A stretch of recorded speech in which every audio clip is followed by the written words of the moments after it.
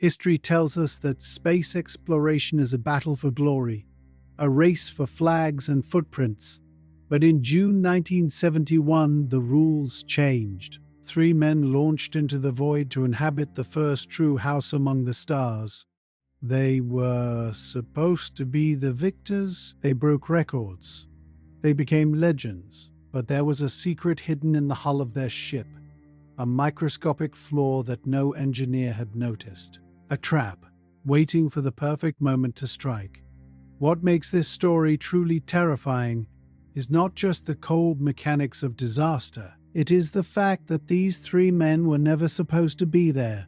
They were the backup crew. They took the seats of others, unaware that they were trading places with destiny. This is the story of a flawless mission that ended in the loudest silence the world has ever heard. This is the story of Soyuz 11. But to truly understand the weight of that silence, we must first understand the humiliation that birthed it. By the dawn of the 70s, the Soviet space program, once the undisputed leader of the cosmos, the pioneer of Sputnik and Gagarin, was bleeding.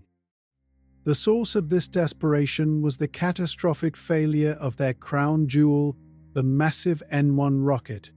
It was a 30-story beast of a machine, a bundle of 30 engines meant to scream in unison, designed to carry Soviet cosmonauts to the lunar surface before the Americans. But instead of glory, it delivered ruin. Time and time again, the N-1 failed. The defining moment of this collapse came in July 1969, mere weeks before Apollo 11. When the rocket fell back onto the launch pad at Baikonur, it triggered one of the largest non-nuclear explosions in human history. The blast didn't just shatter windows 40 kilometers away or twist massive steel gantries like wet pasta. It incinerated the launch complex and, along with it, the entire Soviet dream of reaching the moon. The Kremlin was furious. The engineers were terrified. The Americans had won the moon. Moscow needed a new narrative, and they needed it fast. They could not accept second place. If the Americans were the masters of going to space, the Soviets decided they would be the masters of staying there. The order came down from the highest levels of the Communist Party, directly from Leonid Brezhnev. Change the game. Forget the moon. Build an orbital station, a laboratory, a fortress, a place where the red flag could fly over the world They named it Salyut. In Russian it means salute or fireworks, a celebration, but its origins were far from celebratory. To beat the Americans, who were publicly developing their own Skylab station, the Soviet engineers did something reckless. They took the hull of a secret military spy station known as Almaz, stripped it of its reconnaissance cameras and heavy weaponry, and hastily refitted it with civilian scientific equipment. It was a rush job. It was a chimera, part spycraft, part laboratory, stitched together in a frantic race against time. The engineers at the design bureau worked 24-hour shifts. The smell of coffee and stale cigarette smoke filled the drafting rooms. They were building a machine that had no precedent in human history, and it was unlike the cramped capsules of the Apollo or Soyuz spacecraft, where men sat knees to chest in a space smaller than a car. Salyut was a cavern. It had 99 cubic meters of interior space. It was a cylinder of aluminum and steel, 20 meters long. It had scientific instruments, sleeping bags, a treadmill, a library, and a dining table. It was a piece of science fiction brought to life. It was designed to prove that humans could live in weightlessness not for days, but for weeks. On April 19, 1971, a Proton rocket roared into the sky above the Kazakh steppe, carrying Salyut 1 into orbit. It was a perfect launch. The station unfolded its solar panels like the wings of a giant metallic insect. It stabilized itself. It was an empty castle floating in the void, waiting for its kings. But the castle was cursed from the start. Just 4 days after the station launched, the first crew arrived. This was the mission of Soyuz 10. Commander Vladimir Shatilov, flight engineer Alexei Leonov, and Nikolai Rukavishnikov. They were supposed to be the pioneers. They were supposed to cut the ribbon. They approached the station, their hearts pounding against their ribs. The radar locked on. The ships danced in the darkness, closing the distance at 7 meters per second. The docking mechanism engaged. There was a metallic thud that reverberated through the hull. They were attached. But the light on the control panel, the single green light that signaled a hermetic seal, never turned on. The connection was soft but not airtight. For 5.5 grueling hours, the crew of Soyuz 10 sat at the doorstep of their new home. They could hear the station's fans humming through the hull. They were inches, but they couldn't open the hatch. If they did, the air would rush out into the vacuum and they would die instantly. The mission was aborted, but space wasn't done with them yet. When Shatilov tried to undock, the probe jammed. They were stuck, tethered to a 20-ton station drifting helplessly around the Earth. Panic set in at mission control. If they couldn't undock, they would die there, trapped in their capsule, watching their oxygen gauge slowly drop to 0. Eventually, after bypassing electrical circuits and risking a manual override, they broke free, but the return journey was a nightmare. During re-entry, the air in their capsule became toxic due to a failure in the filtration system. Rukavishnikov passed out from the fumes. Shatilov and Yeliseyev were barely conscious when they hit the ground. They were dragged from the capsule, pale, sick, and defeated. They survived, but they brought back a warning that was written in their pale faces and trembling hands. The systems are fragile. The interface between the ship and the station is treacherous. The hardware is not ready. But the Soviet leadership saw only the delay. The 24th Congress of the Communist Party was approaching. They needed a victory. They needed headlines. The pressure on the next mission, Soyuz 11, became unbearable. There was no room for error. Failure was simply not an option. And so, the spotlight turned to the next team.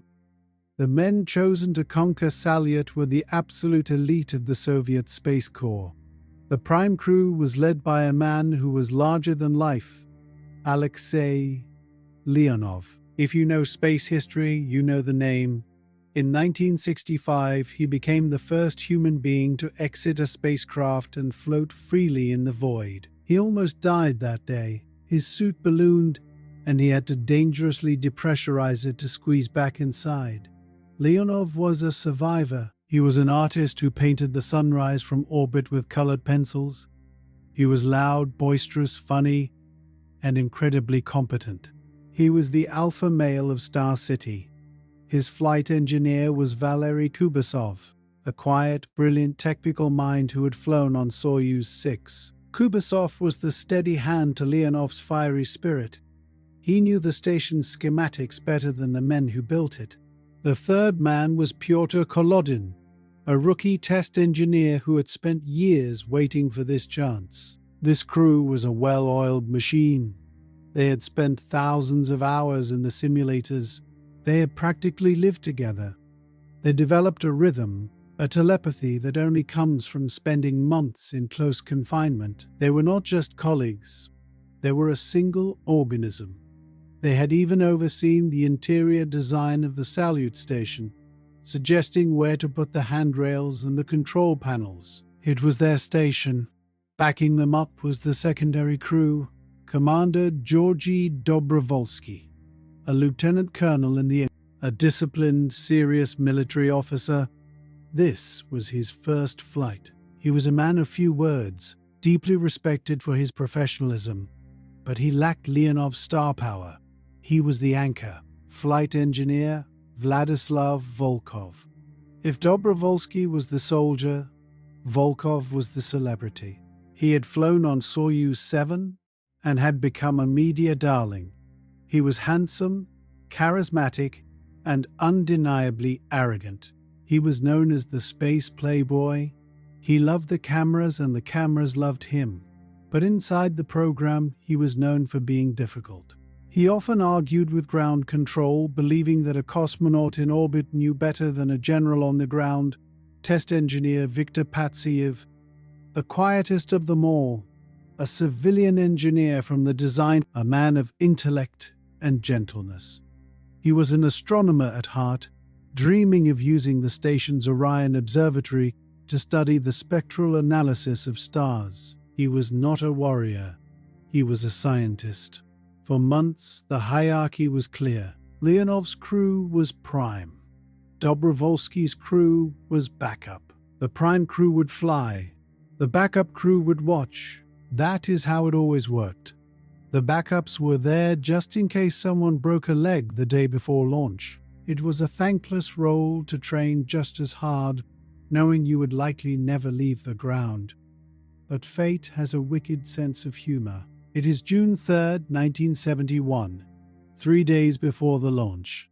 The Baikonur Cosmodrome is baking under the relentless sun of the Kazakh steppe. The air smells of sagebrush and rocket fuel. The rockets stand tall, shimmering in the heat haze. The crews go in for their final medical checks.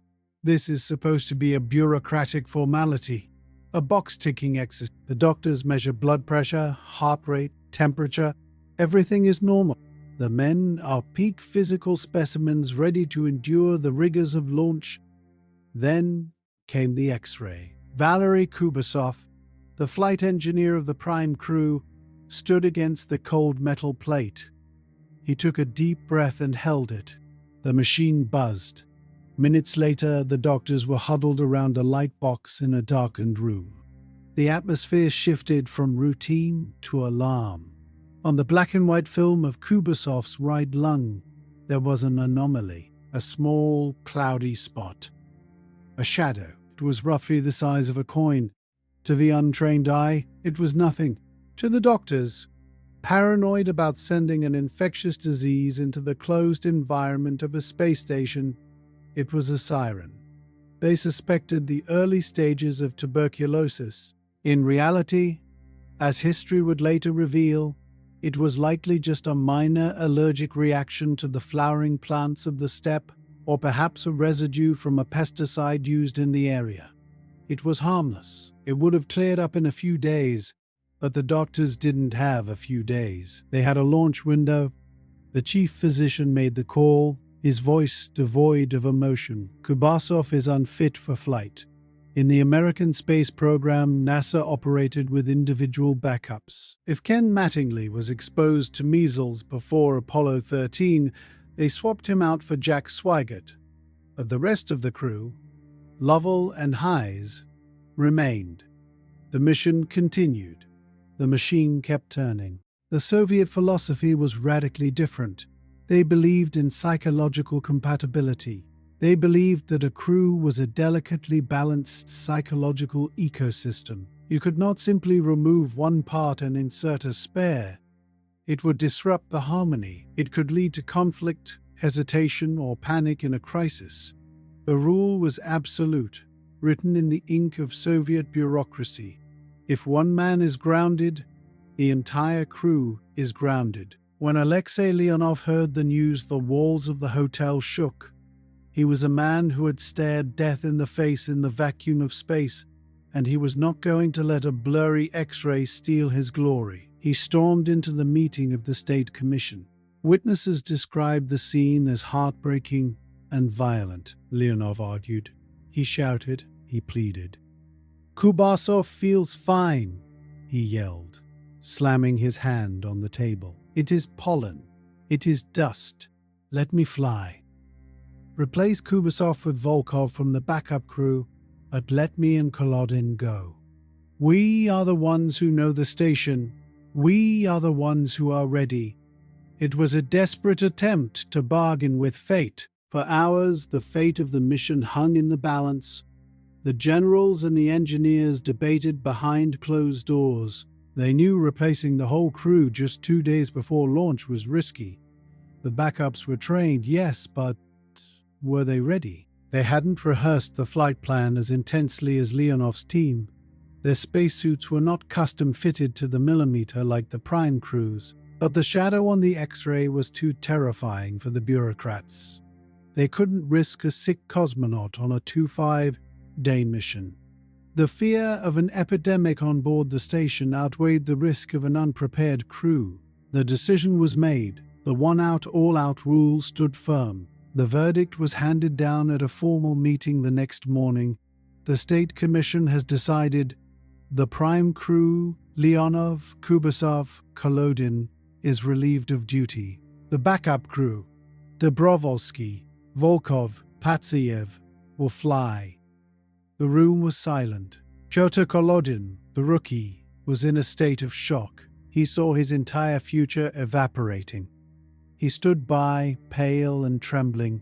Later, in the privacy of his room at the Hotel Cosmonaut, he broke down. He was a broken man.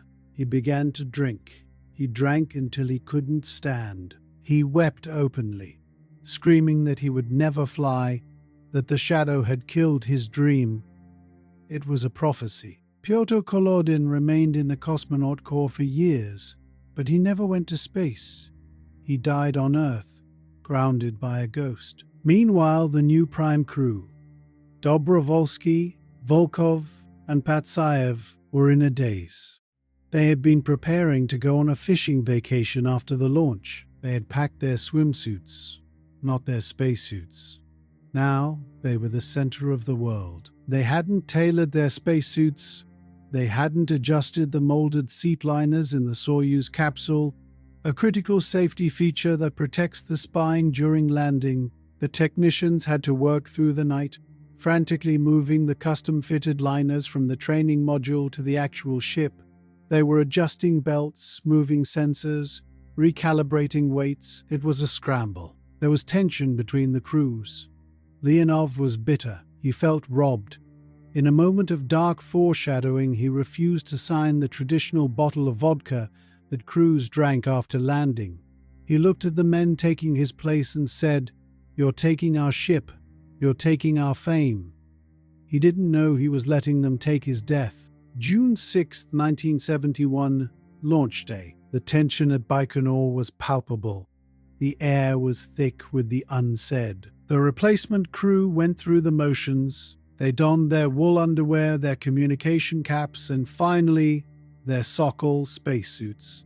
Dobrovolsky looked calm, almost stoic. He knew the weight of responsibility on his shoulders. He was commanding a ship he wasn't supposed to fly, leading a crew that had been thrown together by chance. Volkov waved to the cameras with a wide Hollywood smile. He was ready for his close-up. He exuded confidence, perhaps too much of it. Patsayev looked focused, his mind lightly racing through the thousands of instrument settings he needed to monitor. They boarded the bus. It drove them to launch pad number 1, the same concrete slab from which Yuri Gagarin had flown 10 years earlier. The rocket, a Soyuz 11K 78M, was fuming with liquid oxygen. It was a beautiful, terrifying tower of white frost and gray metal. At the base of the rocket, there was a brief ceremony. General Kamenin wished them luck. The engineers shook their hands. Then they climbed the elevator. They reached the top. They crawled through the hatch into the orbital module and then down into the descent module. They strapped themselves into the seats that had been adjusted for them only hours before. Key to launch position, came the command from the bunker. Inside the capsule, Dobrovolsky confirmed, "Ready." The engines ignited. At first, it was a low rumble, vibrating through the spine. Then, the clamps released. The roar became a physical force, a wall of sound that obliterated thought. Soyuz 11 rose slowly at first, balancing on a pillar of fire, then accelerated, piercing the blue sky. "Poehali, let's go!" The G-forces crushed them into their couches. The sky turned from blue to indigo and then to the absolute black of space. The fairings fell away. The vibrations ceased. They were in orbit. Floating in zero gravity, Dobrovolsky looked out the porthole. The Earth was a blue marble below them. They were alive. The launch was perfect. The radio crackled.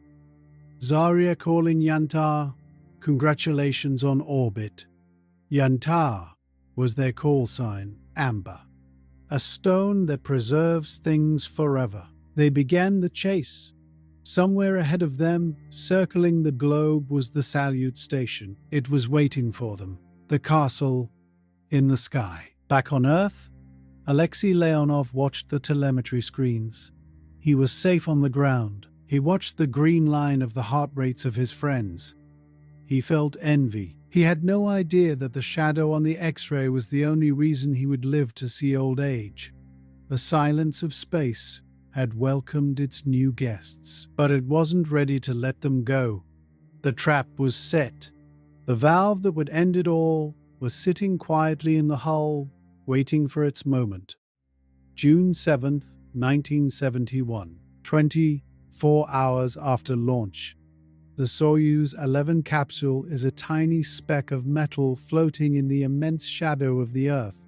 Inside, the three men, Dobrovolsky, Volkov, and Patsayev, are chasing their destiny. They are closing in on Salyut 1. To the naked eye, the station looks like a bright star that refuses to twinkle. As they get closer, it resolves into a shape, a long silver cylinder flanked by 4 solar panels that look like the wings of a predatory insect. It is beautiful, but to the crew, it is also terrifying. They remember Soyuz 10. They remember the failure. They know that the docking collar on that station is The approach is automated, guided by a system called IGLA, the needle. It uses radar to hunt the station, but the IGLA system is temperamental. It is heavy, prone to glitches, and aggressive. Inside the Soyuz, the tension is suffocating. Dobrovolsky's hands hover over the manual control sticks. He is the commander, but he is a rookie. Beside him, Vladislav Volkov, the veteran, watches the instruments like a hawk. The dynamic is already shifting. Volkov is leaning forward, double-checking Dobrovolsky, murmuring corrections. Range, 100 meters. Velocity, 2 meters per second. The ship shudders as the thrusters fire. Short, sharp bursts of gas that sound like hammer blows against the hull. The station looms in the periscope. It is massive compared to their tiny ship. It blocks out the star. The docking probe of the Soyuz, a long metal rod, extends like a lance.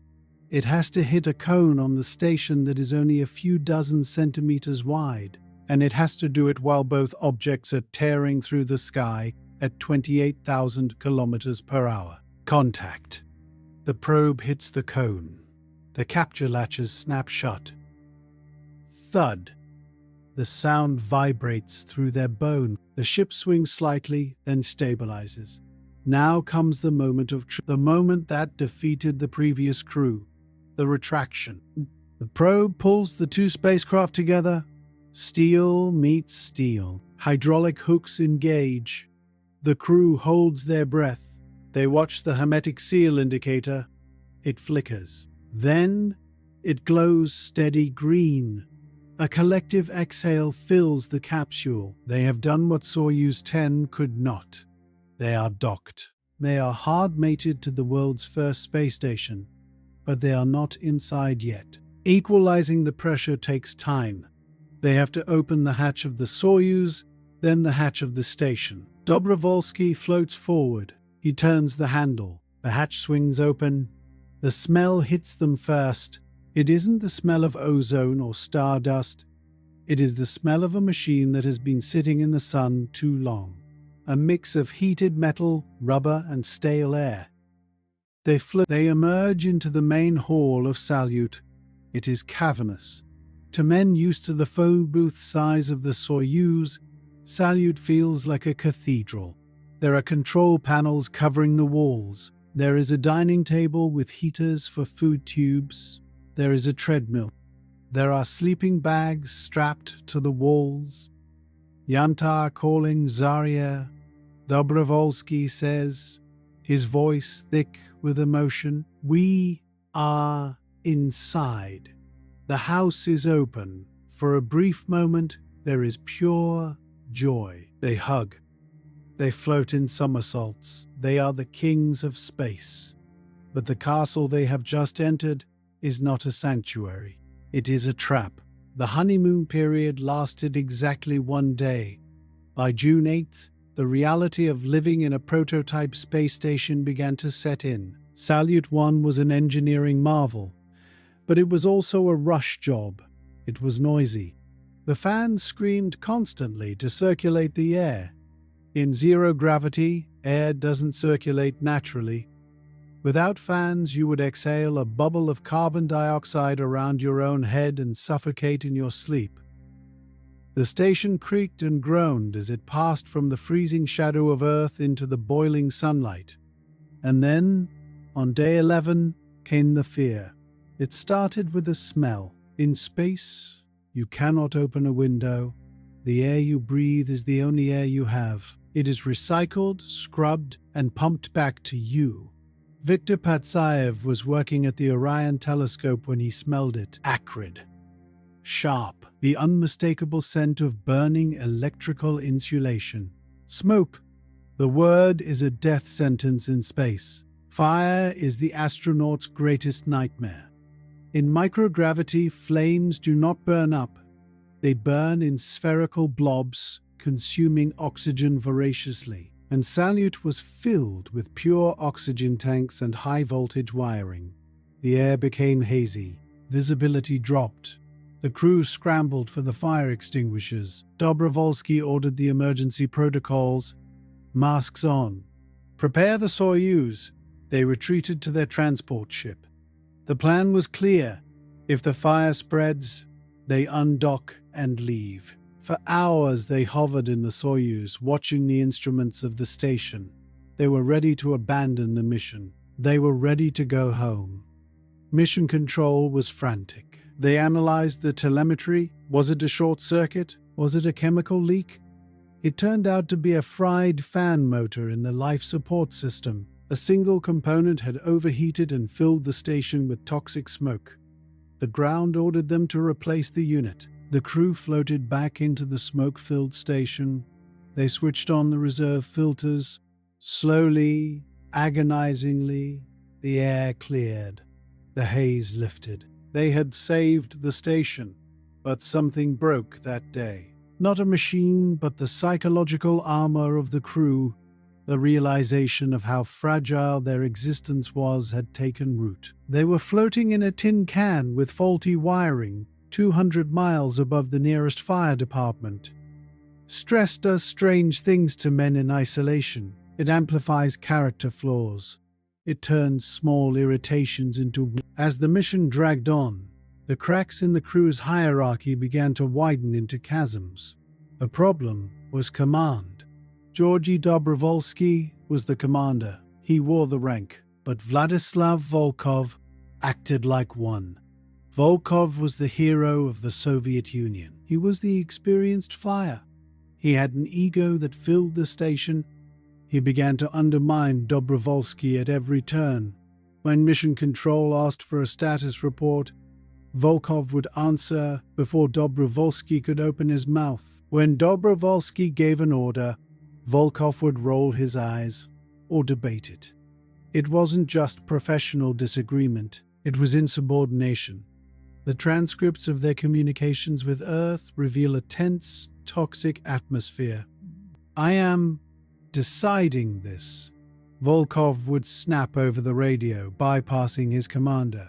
General Kamenyan, writing in his secret diaries on Earth, noted with growing alarm, "Volkov is acting like the commander. He is arrogant. He is ignoring protocol." The ground controllers were worried. A divided crew is a dangerous crew. They tried to intervene. They spoke to Dobrovolsky in code, urging him to take control. "You are the Iron Man," they told him. "Be iron." But Dobrovolsky was a gentleman. He tried to lead by consensus, not by force, and Volkov walked all over him. The tension reached a boiling point during the experiments. Volkov refused to do the menial tasks, the cleaning, the air filter changes. "I am a flight engineer," he argued. "I am here to fly, not to be a janitor." Patsayev, the quiet intellectual, tried to play peacekeeper. He buried himself in his work.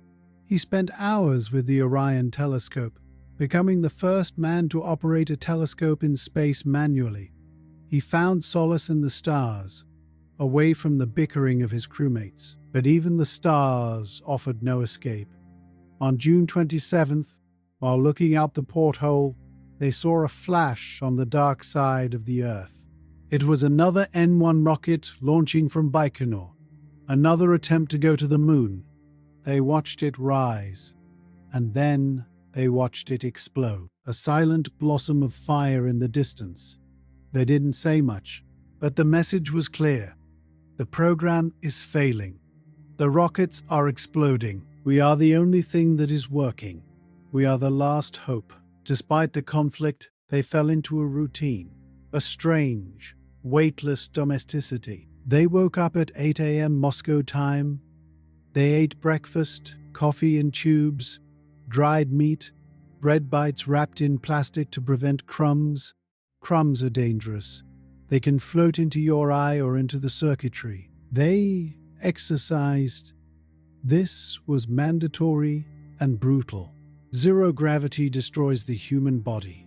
Without gravity fighting you, your bones lose calcium. Your heart shrinks because it doesn't have to pump blood. To combat this, the doctors designed the penguin suits. These were elastic torture devices, suits with rubber bands sewn into them that constantly pulled the body into a fetal position. To stand straight, the cosmonauts had to fight the suit every second. It was exhausting.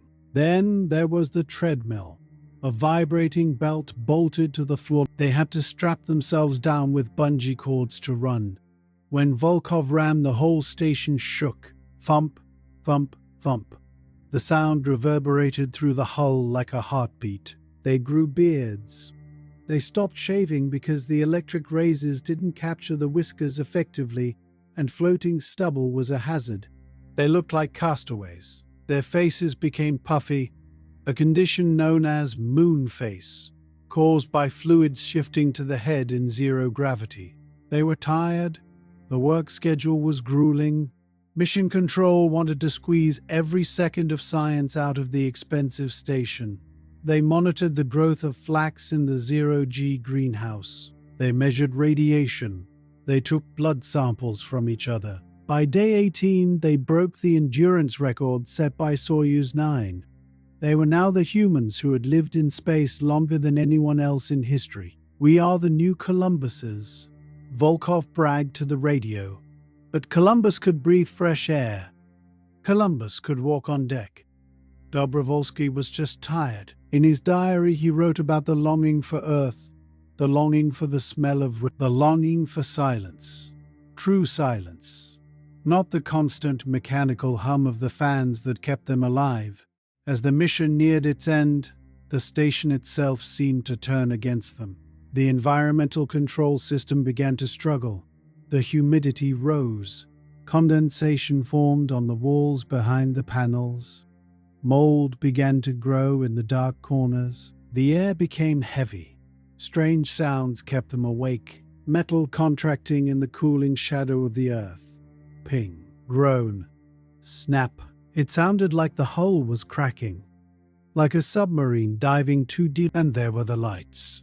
Cosmonauts often report seeing flashes of light when their eyes are closed. Cosmic rays, high-energy particles from deep space, pass through the hull, through the skull, and strike the retina directly. Lying in their sleeping bags, trying to escape the stress of the day, they would see fireworks in their own eyes. It was a constant reminder that they were being bombarded by radiation, that the thin aluminum walls were the only thing separating them from a nuclear universe. The psychological strain on Dobrovolsky was immense. He was trying to hold his crew together, hold the ship together, and hold himself together. One night, the ground crew heard a heated argument over the Zarya channel before the crew realized the microphone was hot. Volkov was shouting about the re-entry protocols. He wanted to fly the descent manually. He didn't trust the automatic system. "I am the pilot," he yelled. Dobrovolsky's voice was low, shaking with suppressed rage. "I am the commander, and we will follow the flight plan." Mission Control intervened. They ordered the crew to rest. They cut the workload. "Boys," the flight director said, his voice fatherly, "you have done enough. You are heroes. Just bring it home." June 29th, 1971. Day 23. It was time to pack up. The mood on the station shifted. The animosity faded, replaced by the collective relief of going home. The finish line was visible. They spent the day mothballing the station.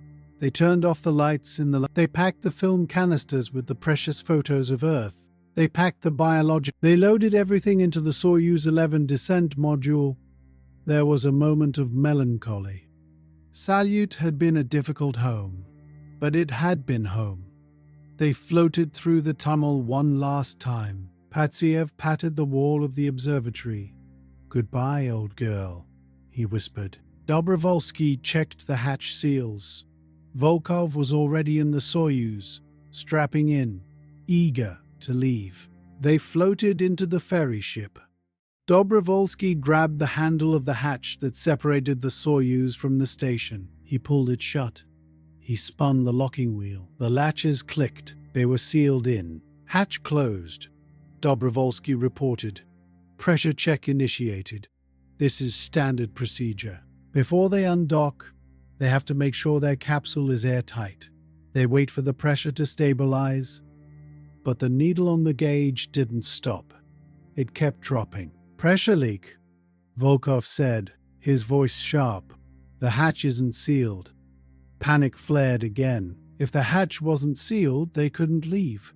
Or worse, if it leaked during undocking, they would lose their air. "Reopen and check the seal," Mission Control ordered. Dobrovolsky spun the wheel back. They opened the hatch.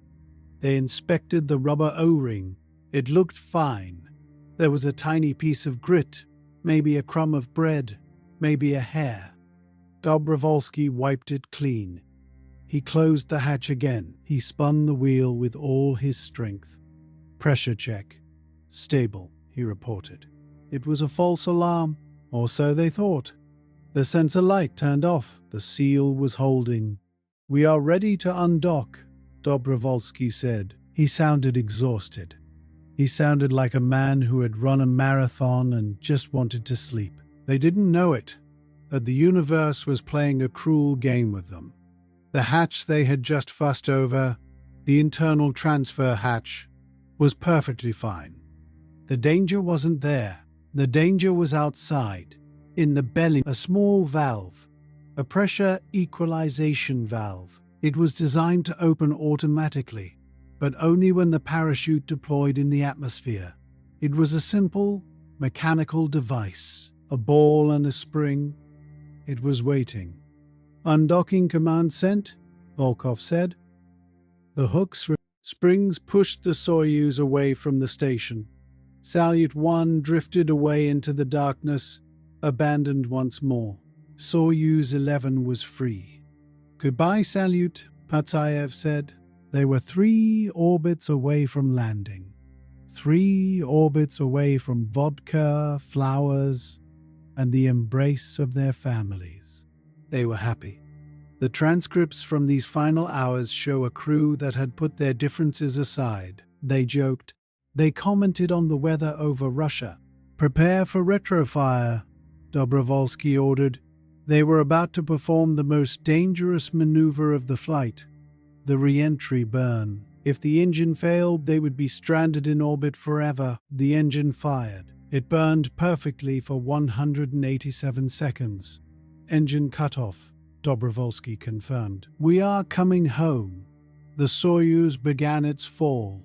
Down below, the recovery teams were warming up the engines of their helicopters. The wives of the cosmonauts were setting the tables for the celebration dinner.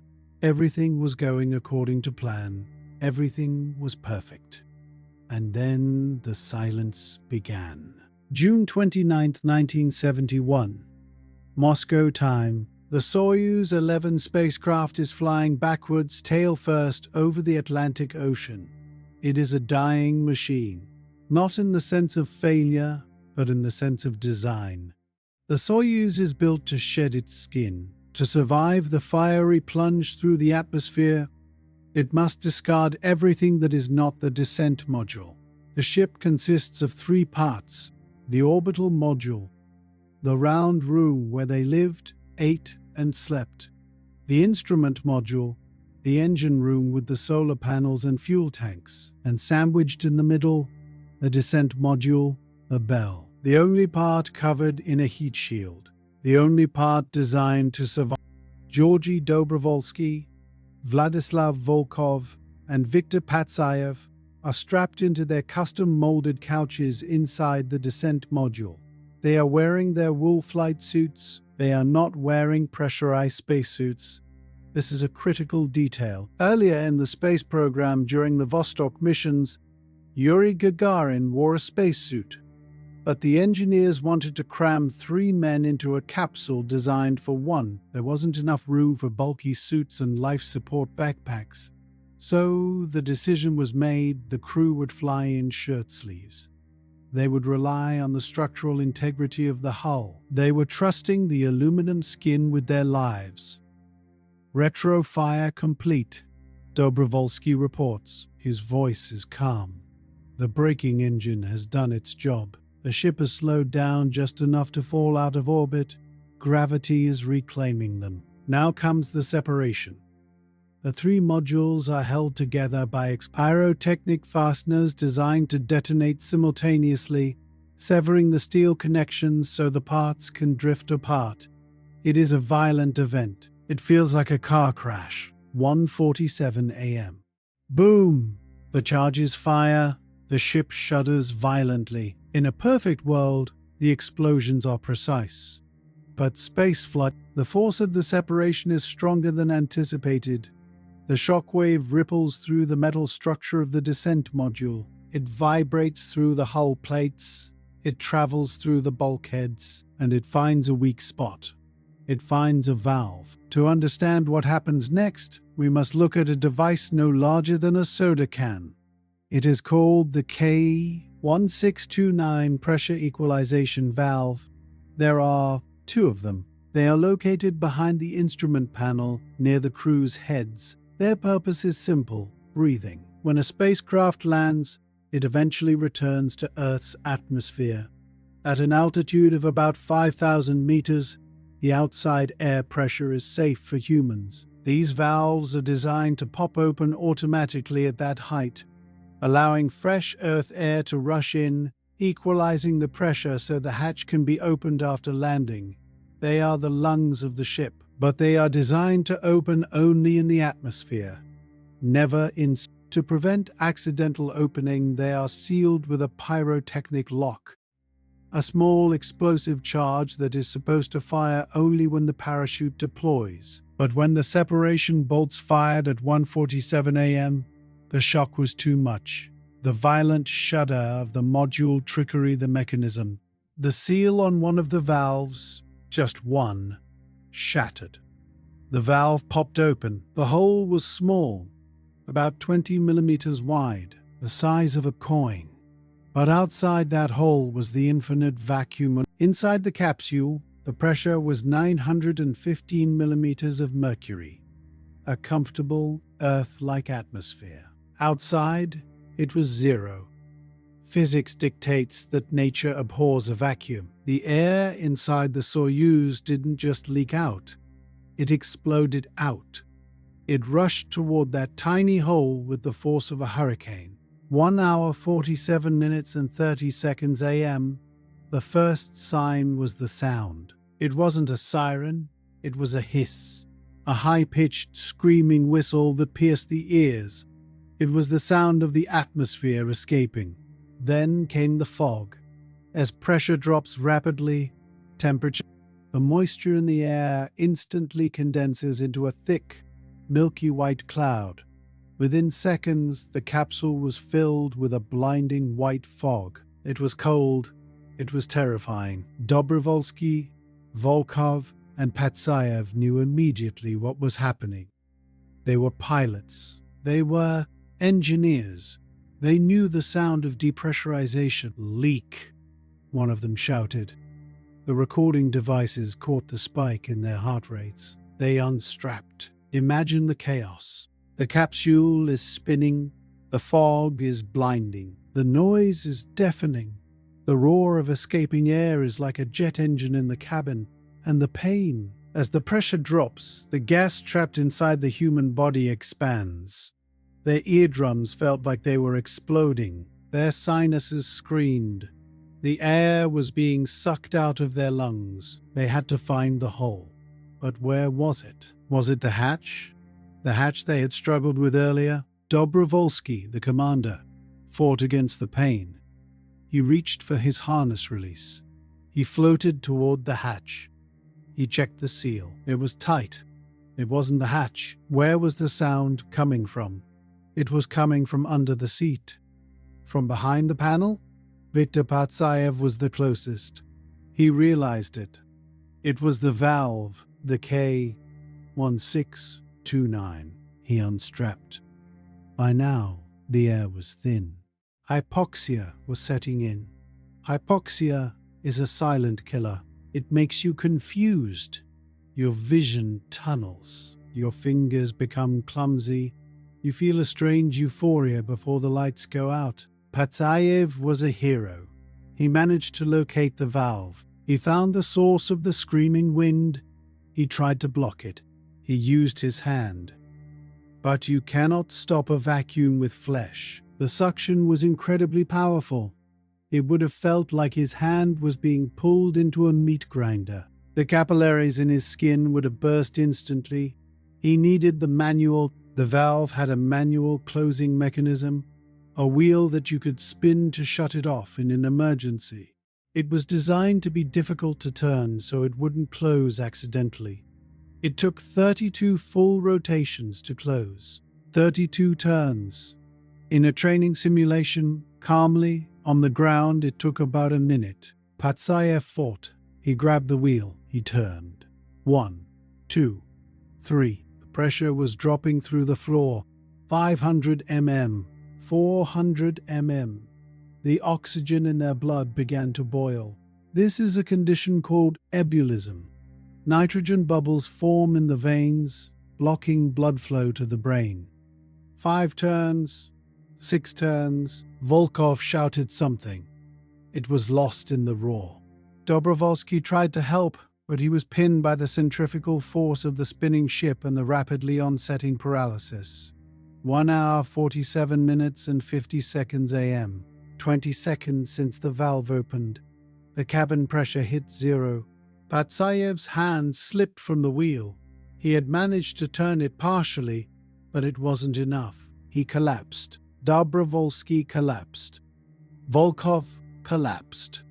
The screaming whistle stopped, not because the hole was plugged, but because there was no more air to carry the sound.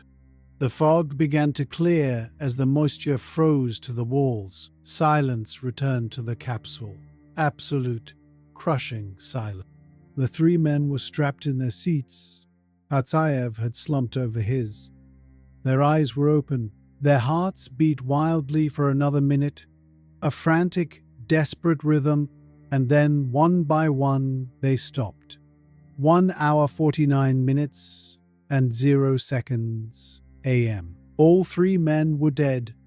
They were 170 kilometers above the Earth, and they were coming home. The tragedy of Soyuz 11 is not just the death of the crew, it is the mockery of the machine. The spacecraft did not know its masters were dead. The automatic systems were functioning perfectly. The computer, a primitive analog brain, continued its program. It did not care about oxygen. It cared about trajectory. The Soyuz was now a coffin, falling through space. The attitude control thrusters fired, stabilizing the spin. The ship oriented its heat shield toward the oncoming atmosphere. From the ground, the radar stations tracked it. Object detected. Trajectory nominal. Mission control in Yevpatoria waited for contact. Yantar, this is Zarya. Do you copy? Static. Yantar, report status. Static. This was expected. During re-entry, the ship enters the plasma blackout. The friction of the air creates a sheath of ionized gas around the capsule that blocks radio waves. For about 5 minutes, communication is physically impossible. So, the ground crew waited. They drank coffee. They smoked cigarettes. They looked at the clock. They weren't worried. The telemetry up to the separation had been perfect. High above, the Soyuz hit the atmosphere. The heat shield been first dull red, then bright orange, then a blinding white hot. The temperature outside reached 2,000 degrees Celsius. Inside, the temperature was rising, but the thermal protection held. The dead crew sat in their seats, bathed in the eerie flickering light of the plasma outside the portholes. If they had been alive, they would have seen the flames licking the glass. They would have felt the crushing weight of 4Gs pressing them into their cushions, but they felt nothing. They were suspended in the void. The capsule streaked across the sky like a meteor. Farmers in the Ural Mountains looked up and saw a shooting star. They made wishes. They didn't know they were watching a funeral pyre. The plasma blackout ended. Usually, this is the moment the command. Zarya, this is Yantar. We are through. G-load was heavy, but we are fine. The flight director listened. The speakers hissed. Yantar, Zarya, come in. Nothing. Yantar? Silence. A cold pit formed in the stomach of the flight director. Maybe the antenna is damaged, someone suggested. It happens. The scorching can burn off the external aerials. Yes, the room agreed. That must be it. They are fine. They just can't talk. They clung to hope. The telemetry data stream, which uses a different system, came back online. It showed the systems were green. The parachute deployment sequence had initiated 10 kilometers altitude. The hatch of the parachute container blew off. The drogue chute pulled out. The ship jerked. Then the main chute unfurled, a massive orange and white flower blooming in the blue sky. The capsule slowed down. It swayed gently in the wind. From the outside, it was the picture of a perfect landing. A textbook with helicopters from the recovery team were already in the air. They spotted the visual contact, the pilot reported. Chute is open, the descent is stable, looking good. The relief in mission control was palpable. If the chute is open, the crew is alive. That was the rule. The hard part was over. The capsule drifted down toward the flat steppes of Kazakhstan. The soft landing engines, small rockets on the bottom of the ship, fired at the last second. Phew. A cloud of dust rose up. The Soyuz touched the ground. It bounced once, then settled on its side. The parachute collapsed next to it, billowing in the grass like a dying jellyfish. It was a beautiful summer day. The sky was clear. The birds were singing. The recovery helicopters landed nearby. The rotors kicked up dust. Doctors, engineers, and cameramen jumped out. They ran toward the capsule. They were smiling. They were ready to pull the heroes out. They had bottles of vodka. They had bouquets of flowers. They had blankets to wrap around the men who had conquered space. The head of the recovery team, Arkady, reached the capsule first. He knocked on clang, clang, clang. It is a tradition. You knock, and the crew knocks back. It is the first greeting between Earth and space. He waited. Silence. He knocked again. Harder. Clang, clang. Volkov! Georgy! He shouted. Silence. Maybe they are unconscious. Maybe the landing was harder than it looked. It happens. The G-forces can knock you out. Arkady grabbed the handle of the outer hatch. He spun the wheel. It turned easily. Too easily. Usually, there is pressure inside pushing out. This time, there was no resistance. He pulled the heavy steel door. Sunlight flooded the dark interior of the capsule. Arkady looked in. The smile froze on his face. The cheering behind him died down as they saw his body language change. He didn't wave. He didn't reach in to help. He stood there, paralyzed. Inside the capsule, the three men were sitting peacefully in their couches. They looked like they were sleeping. There was no blood. There was no sign of struggle. Dobrovolsky was slumped slightly to the left. Patsayev was leaning forward, his hands still near the valve that killed them. Volkov had a look of puzzlement on his face. Their skin was a strange color, dark blue patches on the face. Blood from the nose and ears. "Doctors!"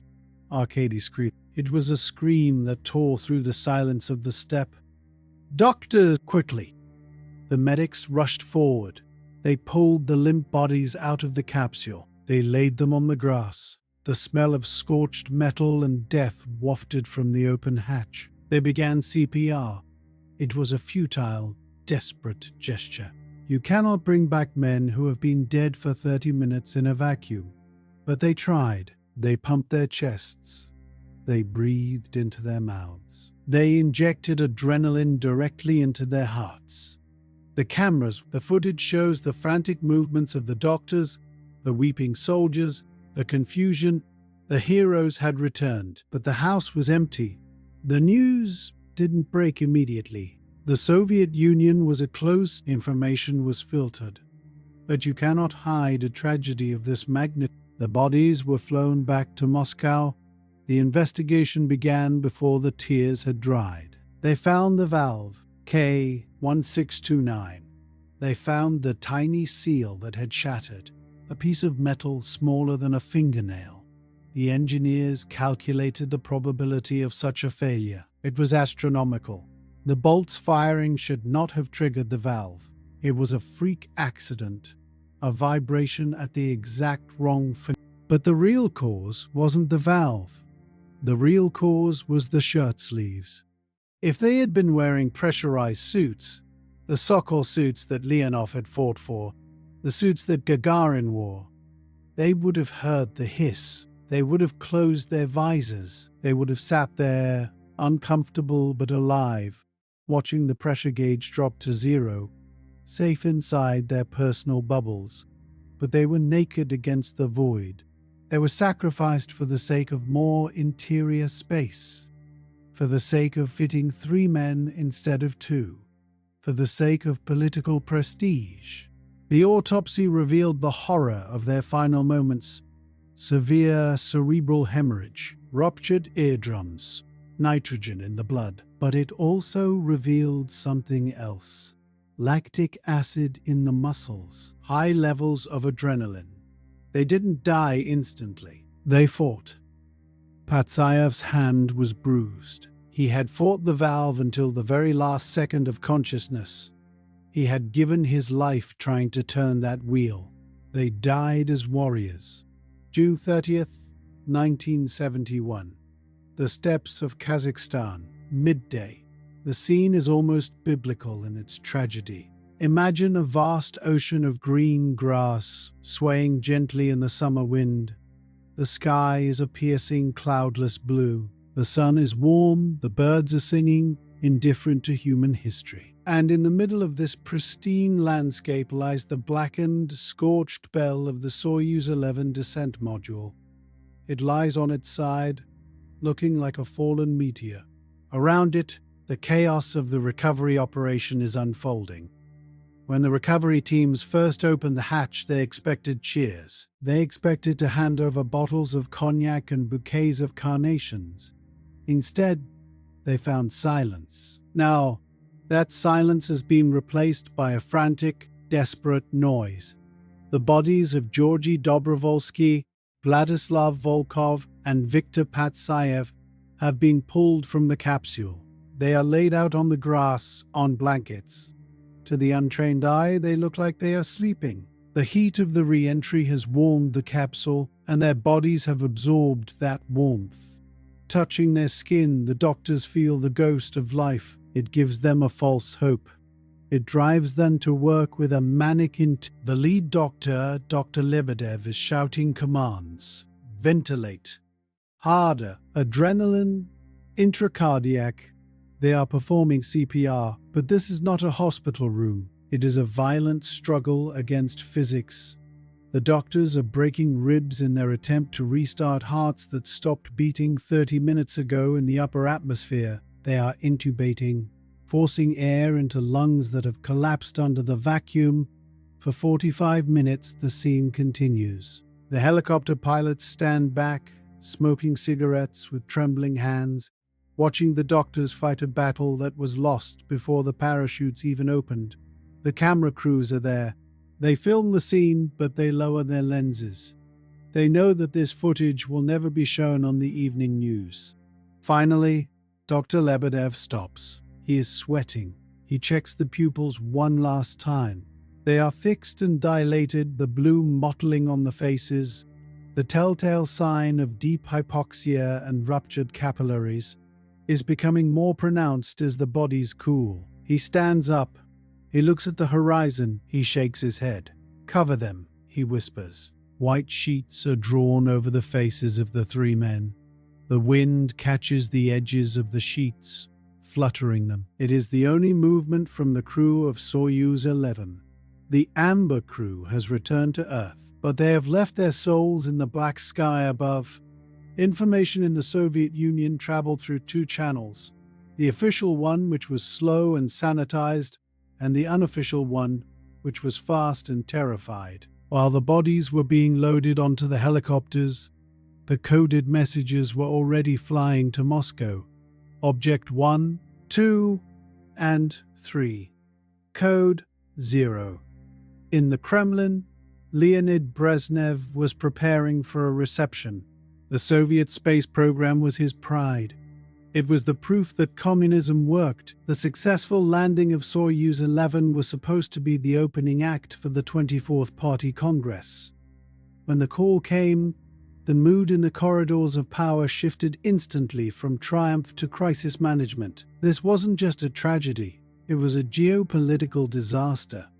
The Americans had landed on the moon and brought everyone back alive, even Apollo 13. The Soviets had built a station and killed everyone. The first task was to tell the families. This is the hardest part of the story. At the Space Control Center in Crimea, the wives were waiting in the VIP room. They were dressed in their best clothes. The tables were set with crystal glasses. Ludmila Dobrovolskaya, the commander's wife, sensed something. She later said that she felt a physical blow to her chest at the exact moment the capsule depressurized. When General Kamanin walked into the room, he didn't have to speak. He was a hard man, a war hero, but his face was the color of ash. He wasn't wearing his medals. He walked over to the women. "There has been an accident," he began, but he couldn't finish. The screams filled the room. It was a primal sound, the sound of a future being erased. Kira Volkova, the wife of the space playboy, collapsed. Her husband had promised her he would be famous. He kept his promise, but at a terrible price. The world was waiting. In New York, London, and Paris, news anchors were preparing to report on the triumphant return. Then, the teletype machines began to chatter. TASS, the official Soviet news agency, released communique number T-1045. It was brief, brutal, and devoid of poetry. TASS is authorized to state, upon opening the hatch, the crew was found without signs of life. The causes of death are being investigated. The Soviet people share the grief. The shock wave went global. In Houston, at the NASA Manned Spacecraft Center, the reaction was stunned silence. Astronauts are a small tribe. They don't see borders. They see risks. They knew the Soyuz. They knew the men. Tom Stafford, the American astronaut, was in his office when he heard. He sat down heavily. He knew that without signs of life was a euphemism for something horrific. President Richard Nixon issued a statement from the White House. Usually these statements were drafted by speechwriters and were purely political. This one felt different.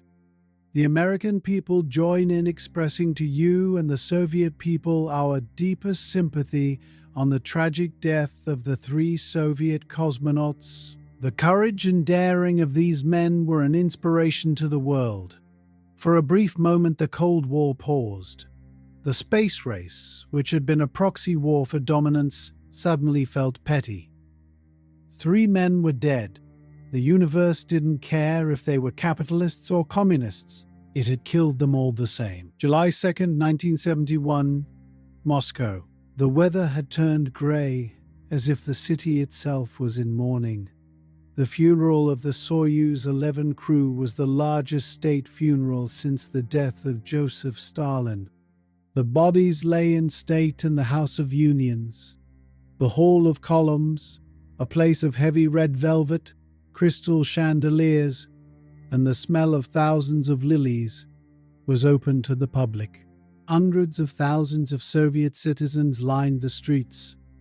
They stood in the rain for hours just to catch a glimpse of the hearse. They were crying openly. In the Soviet Union, people rarely cried in public. It was seen as a weakness, but this was different. These men were their sons. They were the dream of a better future.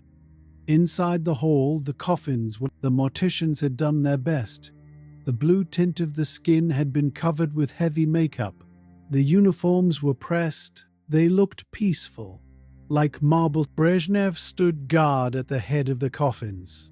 The entire Politburo was there. But among the sea of grey Soviet military coats, there was one figure that stood out, a man in a dark Western suit. It was Tom Stafford. NASA had sent him to represent the United States. In the height of the Cold War, sending an active duty astronaut to the heart of Moscow was unthinkable. But Nixon had insisted, and the Kremlin had agreed. Stafford walked up to the coffins. He looked at the faces of the men he had never met, but whom he knew so well. He pinned a small NASA medal on the velvet cushions next to their Soviet stars.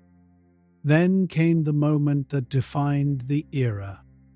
When it was time to carry the coffins to the gun carriage, Tom Stafford stepped forward. He offered his shoulder. Imagine the image.